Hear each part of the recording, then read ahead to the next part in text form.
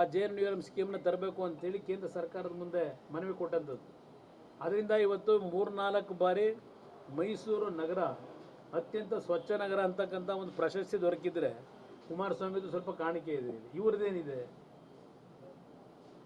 ಅದರಿಂದ ಇಲ್ಲಿ ಈ ಮುಖ್ಯಮಂತ್ರಿಗಳಿಗೆ ಅಟ್ಲೀಸ್ಟ್ ಕೊನೆಯ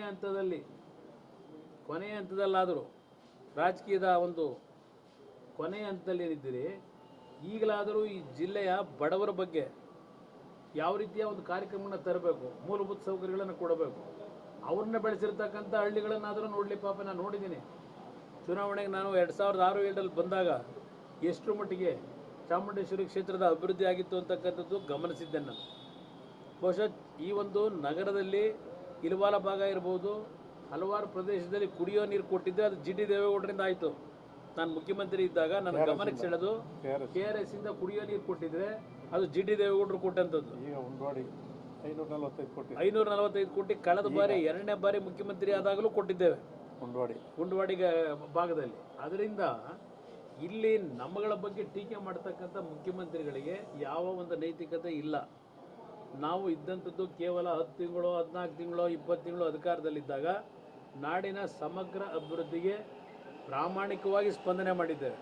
ಪಾಪ ಮೊನ್ನೆ ಹೇಳಿದ್ದಾರೆ ನಿಮ್ಮ ಮೀಟ್ ದಿ ಪ್ರೆಸ್ನಲ್ಲಿ, ಹಿಂದೆ BJP ಸರ್ಕಾರದಲ್ಲಿ 40% ಏನಿತ್ತು, ಸಂಪೂರ್ಣವಾಗಿ ನಾವು ಭ್ರಷ್ಟಾಚಾರ ನಿಲ್ಲಿಸೋಕ್ಕಾಗಲ್ಲ, ನಾವು ಅದನ್ನು ಸ್ವಲ್ಪ ಕಡಿಮೆ ಮಾಡಲಿಕ್ಕೆ ಪ್ರಯತ್ನ ಪಡ್ತಾ ಇದ್ದೇನೆ ಅಂತ ಹೇಳಿದ್ದಾರೆ ಮೊನ್ನೆ ಮೀಟ್ ದಿ ಪ್ರೆಸ್ನಲ್ಲಿ. ಇದು ಇವ್ರ ಸಾಧನೆಗಳು. ಅದರಿಂದ ಇವತ್ತು ಇದು ಒಂದು ಭಾಗ. ಇವತ್ತು ಈ ಒಂದು ರಾಜ್ಯದಲ್ಲಿ ವಿರೋಧಿಗಳನ್ನು ಯಾವ ರೀತಿ ಇವತ್ತು ಅವರಿಗೆ ತೊಂದರೆ ಕೊಡಬೇಕು, ದ್ವೇಷದ ರಾಜಕಾರಣ ಮಾಡಬೇಕು ಅಂತಕ್ಕಂಥದ್ದು ಎಲ್ಲ ನಡಿ ಈಗ ಶುರು ಮಾಡೋಣ.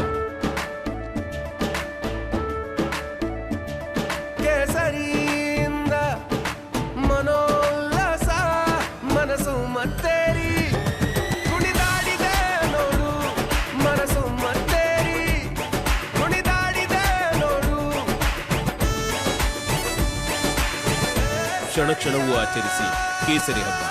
ವಿಮಲ್ ಬಾಯಲ್ಲಿ ಹೇಳಿ ಕೇಸರಿ. ಎಲ್ಲ ರೀತಿಯಲ್ಲೂ ನಡೀತಾ ಇರತಕ್ಕಂಥದ್ದು ಗಮನಿಸ್ತಾ ಇದ್ದೇವೆ. ನಾನು ಒಂದು ಪ್ರಮುಖವಾಗಿ ನಿಮ್ಮ ಗಮನಕ್ಕೆ ತರಲಿಕ್ಕೆ ಬಯಸ್ತೀನಿ. ನನಗೊಂದು ನೆನ್ನೆ ಯಾರೋ ಒಬ್ಬರು ಫೋನ್ ಮಾಡಿದರು, ಸರ್ಕಾರದ ಅಧಿಕಾರಿಗಳೇ.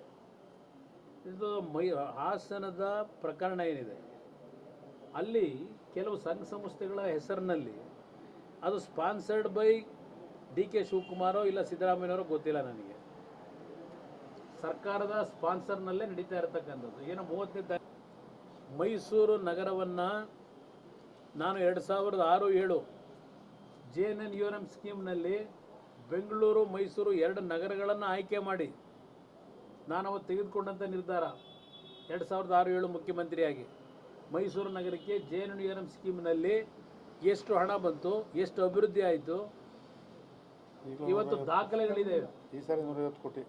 ದಾಖಲೆಗಳಿದೆ. JNURM ಸ್ಕೀಮ್ನ ಇವತ್ತು ಮೈಸೂರು ನಗರಕ್ಕೆ ಮೊದಲು ಪ್ರಪೋಸಲ್ ಇದ್ದಿದ್ದು ಬೇರೆ ಜಿಲ್ಲೆಗೆ, ನಾನು ಮುಖ್ಯಮಂತ್ರಿ ಆದಮೇಲೆ ಮೈಸೂರು ಜಿಲ್ಲೆಗೆ ಇಲ್ಲ.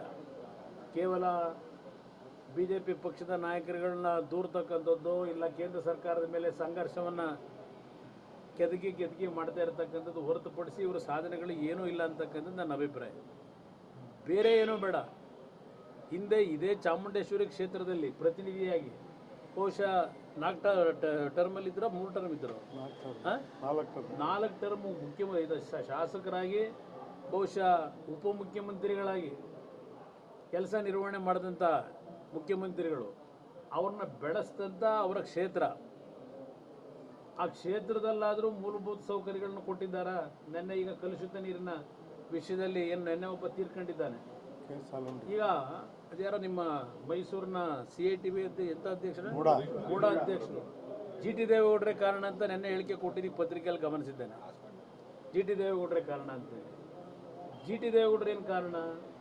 ಇವತ್ತು ಅವರ ಕ್ಷೇತ್ರದಲ್ಲಿ 2013-18 ಯಾವುದೇ ಅಭಿವೃದ್ಧಿ ಕಾರ್ಯಕ್ರಮಗಳಿಗೆ ಇವತ್ತು ಸರ್ಕಾರ ಸ್ಪಂದಿಸಲಿಲ್ಲ. ಏನು ಹಣನೂ ಕೊಡಲಿಲ್ಲ, ಸ್ಪಂದಿಸಲೂ ಇಲ್ಲ. ಈಗಲೂ ಸಹ ಸರ್ಕಾರ ಅದೇ ಕೆಲಸನೇ ಮಾಡ್ತಾ ಇರೋದಿಲ್ಲ. ಮುಖ್ಯಮಂತ್ರಿಗಳು ಮೈಸೂರನ್ನು ರೆಪ್ರೆಸೆಂಟ್ ಮಾಡ್ತವ್ರು ಏನಿದ್ದಾರೆ, ಮೈಸೂರು ಜಿಲ್ಲೆಯಿಂದ 40 ವರ್ಷದ ರಾಜಕಾರಣ ಏನು ಮಾಡಿದ್ದಾರೆ, ಈ ಜಿಲ್ಲೆಯ ಅಭಿವೃದ್ಧಿ ಇವರಿಂದ ಎಷ್ಟು ಮಟ್ಟಿಗಾಗಿದೆ ಹಾಗಿದ್ರೆ ಈ ರಾಜ್ಯದ ಅಭಿವೃದ್ಧಿ ಇವರಿಂದ ಏನಾಗಿರ್ಬೋದು? ಇವ್ರನ್ನ ಬೆಳೆಸಿರ್ತಕ್ಕಂಥ ಈ ಜಿಲ್ಲೆನಲ್ಲೇ ಈ ಒಂದು ಸಮಸ್ಯೆಗಳನ್ನು ಇವತ್ತು ಇನ್ನೂ ಮುಂದುವರಿಸಿರ್ತಕ್ಕಂಥದ್ದೇನಿದೆ. ಅವ್ರು ಯಾರೋ ಪಾಪ ಅವರು ಅಧ್ಯಕ್ಷರು ಕೂಡ ಅಧ್ಯಕ್ಷರು ಹೇಳ್ತಾರೆ ಜಿ ಟಿ ದೇವೇಗೌಡರೇ ಕಾರಣ ಇದಕ್ಕೆ ಅಂತೇಳಿ. ಇನ್ನು ಜಿ ಟಿ ದೇವೇಗೌಡರು ಹೋಗ್ಬಿಟ್ಟಲ್ಲಿ ಗುಂಡಿ ತೋಡಿ ಇದನ್ನು ರೆಡಿ ಮಾಡಬೇಕಾಗಿತ್ತ? ಸರ್ಕಾರ ಏನು ಮಾಡ್ತಿದೆ? ನಗರಾಭಿವೃದ್ಧಿ ಪ್ರಾಧಿಕಾರ ಟೆಂಡರ್ ಕರೆದಿರೋದು ಅದಕ್ಕೆ ಸರ್ಕಾರದ ಅಧಿಕಾರಿಗಳಾಗಲಿ ಸರ್ಕಾರ ಆಗಲಿ ಏನು ಮಾಡ್ತಾ ಇದೆ? ತೀರ್ಮಾನ ಒಂದು ಈ ಮುಖ್ಯಮಂತ್ರಿಗಳಿಗೆ ಹೇಳ್ತೀನಿ, ನನ್ನ ಬಗ್ಗೆ ಲಘುವಾಗಿ ಮಾತನಾಡ್ತಾರೆ.